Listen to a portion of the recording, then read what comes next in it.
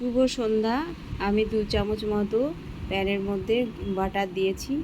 তারপরে একটা পেঁয়াজ কুচি দিয়ে দিলাম, রসুন কুচি দিয়ে দিলাম কয়েক টুকরো, দিয়ে একটুখানি ভেজে নেব। তারপরে দেব কাঁচা লঙ্কা, আদা কুচি, সেটাও একটু ভেজে নেব। তারপরে দেব ক্যাপসিকাম, বিনস আর গাজর, 2 মিনিট এগুলোও ভেজে নেব একটুখানি। তারপরে হাফ বাটি মতো দিয়ে দিলাম মটরশুঁটি। তারপরে দিয়ে দিলাম 2টো বয়েল করা আলু। তারপরে দিলাম একটুখানি বিট লবণ আর চাট মশলা, গোলমরিচের গুঁড়ো দিয়ে ভালো করে 5 থেকে 6 মিনিট একটুখানি এই খুন্তির সাহায্যে ম্যাশ করে করে ভেজে নিতে হবে। ধনেপাতাও দিয়ে দিলাম। ঠিক এভাবে একটু ম্যাশ করে নিতে হবে, করে ঠান্ডা করতে দিতে হবে।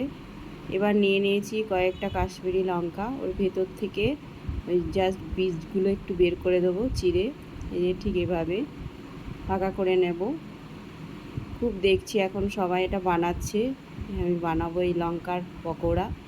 বেসন নিয়ে নিয়েছি 1 কাপ মতো, তারপরে নুন, গোলমরিচ আর একটু লঙ্কার গুঁড়ো দিয়ে একটা ব্যাটার তৈরি করে নিয়েছি।